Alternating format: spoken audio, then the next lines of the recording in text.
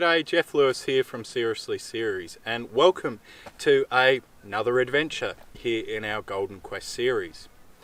Over the next few episodes though, myself and the Series 2 Land Rover here are going to be travelling across the goldfields of Western Australia in a bid to show you some of the rust and the relics that are out in this part of the world.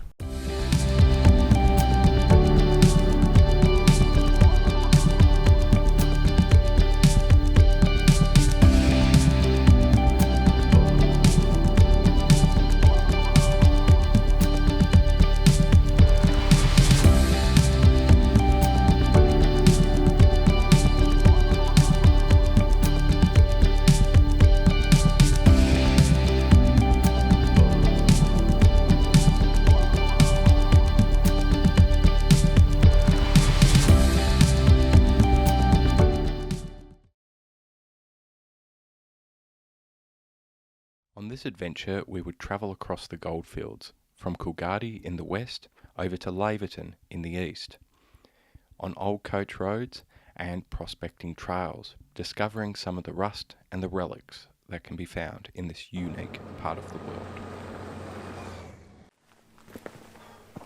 Well, we finally made it to the top of Mount Burgess. It was an interesting ride to the top, but we're here. And as you can see, it's not a mountain in the typical terms that most of us know, or the geography terms, but it is very much a prominent feature in the landscape here in the goldfields. And it played a really important role in the exploration of this part of the world. Because it sits so high compared to the surrounding landmass, they actually used to light a beacon fire on top of here each night. And this was primarily lit because back then there was no charts, there was no maps. So the way that prospectors would find their way back to the sanctuary of Coolgardie, the major town down to the south, was by seeing where the beacon fire was at night, laying a log in the ground or a stick in the ground, and next day when they woke up and they were ready to hit the trail, they'd know which direction to go in. Now, Coolgardie is the first town that was really established out here in the goldfields, and it was established primarily due to the slow eastward expansion of people coming out here bit by bit, further by further, trying to sort of find their own gold strike, their own gold nugget, their own source of fortune, you could say. So, as always, there's a lot more to just a hill or just a mountain. But anyway, the sun's starting to get a little bit low in the sky, so we better both get down the mountain, hopefully, and find a place to camp.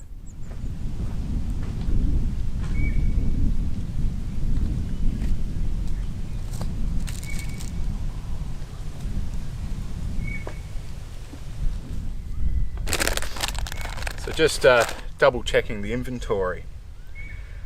We camped, myself and the Series 2, near the old township of Kananulling, and once I've finished packing this and finding out what's actually in here, we'll go down and have a little bit of a look.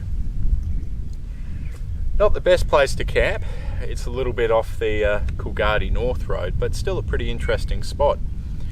We've got all these black butt eucalyptus trees or gum trees around us here, and over that way we've got the salmon gums, which have a bit more of a browny hue to them.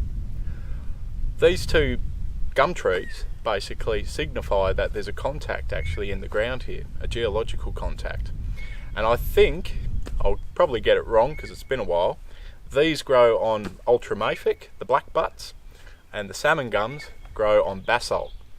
And ultramafic, or SERP as some people know it as, is a real soft rock, and basalt or bluestone is a very hard rock.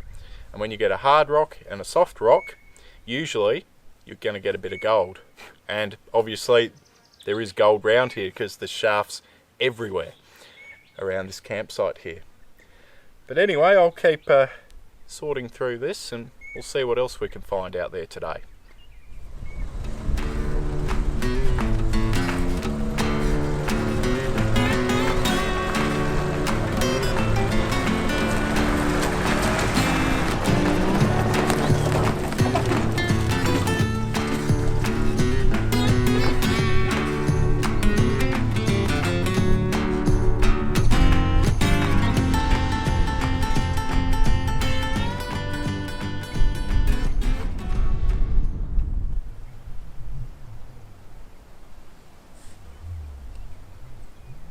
here we are at the remains of the Kananulling pub, and yeah, I don't think it's been open for a while, as you can see.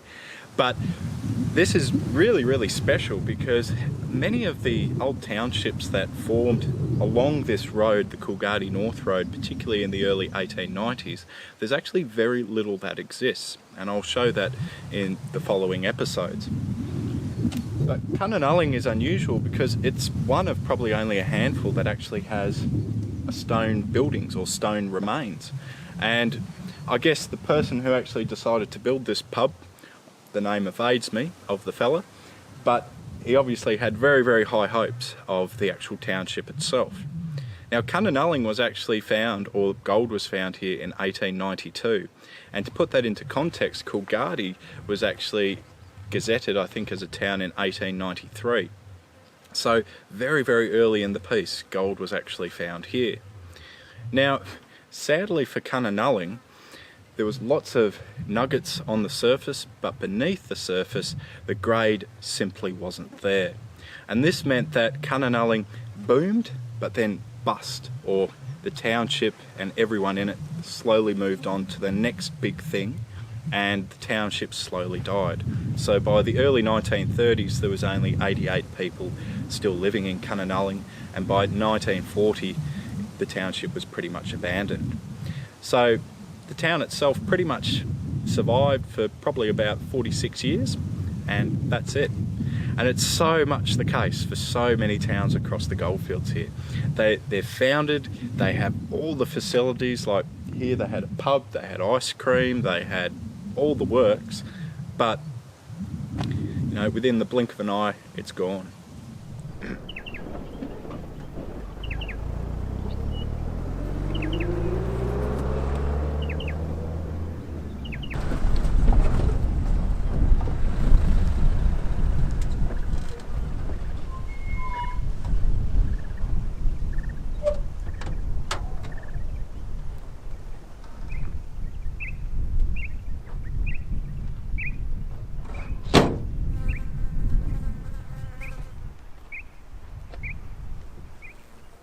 So here we are in the Kananulling Reservoir. Pretty big hole, I know. It's a real impressive engineering feat, and you can see by the surrounding slopes and walls here, no expense has been spared. The channel behind me here is actually where the water would come in when the big rains, particularly in the summer months, and also a little bit over the drier period of the year in winter, would flow into the reservoir itself. There's a series of channels that go off this particular large channel we see here, and the smaller channels actually fan out into the surrounding bushland to actually increase the surface or catchment area for this reservoir. So it's a really ingenious system. This would have provided all the water needs, or most of the water needs, for the township of Kananulling, and it is actually a pretty standard design. There are actually quite a few of these reservoirs still around here in the goldfields. There's one other one I know of over in Geordie Hills, which is about 60 kilometres west of here. So yeah, stuff like this is just impressive, you know. Considering this all would have been done by hand, it probably would have been done in some very hot conditions, and it actually works. As you can see, there's heaps of green grass here behind me. It's obviously filled up with sediment over the 100 years or so that it's been here, but I've driven past here when there's been big rains, and it does not fill up quite to the top, but maybe a quarter full. So yeah, there is some merit in it. But anyway, we better continue a little bit further up the track. So better hop once more into the Land Rover and make those miles.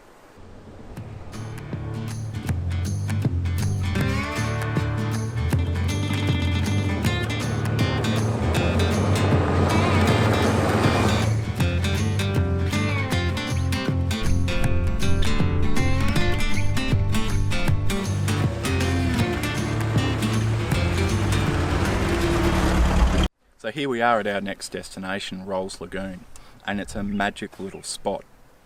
There's very few spots like this out here in the goldfields, and the water, as you can see, is actually fresh. But how does it occur here? Well, this is really interesting. It's actually a clay pan technically, and the clay that's underneath the water obviously doesn't allow the water to soak away. And with the large rains that I talked about down at Kananulling that hit this region in the summer months, it slowly fills up. And as the water can't escape, it's stuck there. So we've pretty much got a freshwater inland lake. It's a real special little spot. You can actually camp here. It doesn't cost you a cent, I believe. You can also have a campfire here too, and pretty much do whatever else you want to do, apart from water skiing. But I don't know about you, it's a long way to drag a boat in here to go water skiing, and there's plenty of other stuff to do too. Anyway, we found out where we could get some gold, and we've found out where we can get some water. But what we need to know next is where we can get that gold processed. And that's what we're going to look at next, a little bit further up the track. I don't know if you're going to be able to hear this or not over the monotone of the Series 2. But we're travelling at a blistering 40 miles an hour, or I think that's about 70 kilometres an hour in the modern form. But the Coolgardie North Road is a really nice drive. The road conditions themselves can be a little bit hit and miss depending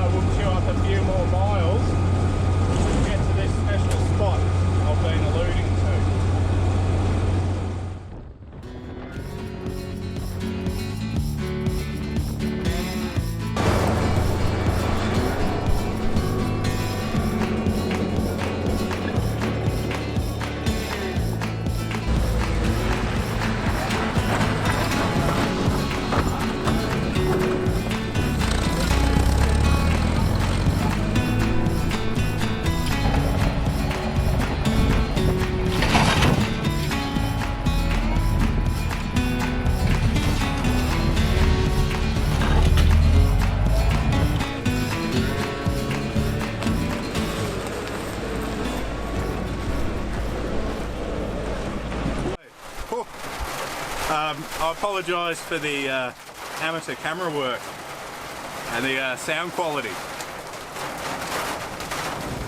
So after an afternoon of knocking a track through to this old stamping battery, and it's not the postcard or post stamp variety, it used to be for gold, a few storm clouds decided to just pop in out of nowhere. I did check the weather before I left Kalgoorlie, but as you can see,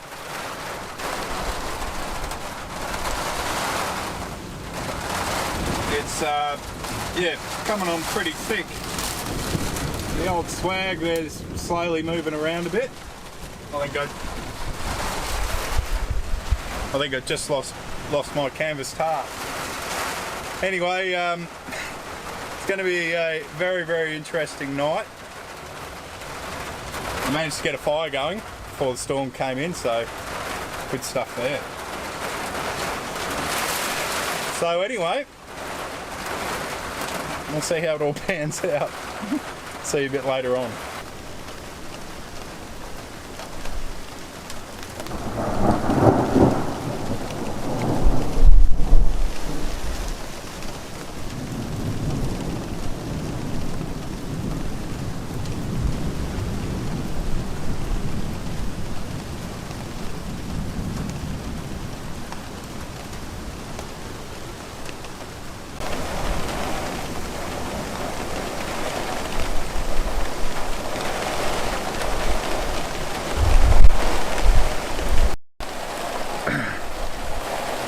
Well, I think that's it for today. I don't think we'll be doing any more filming.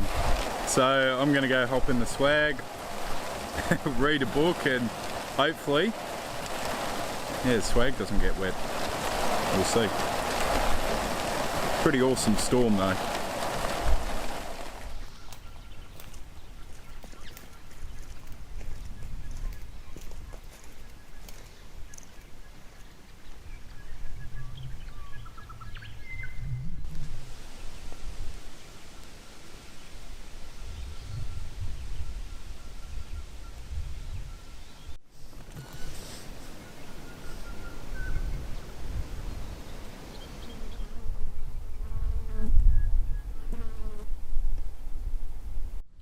So here we are on top of the hill, and behind me here is the remains of a stamping mill or a battery. And this is a really, really, remarkable establishment to actually have out here.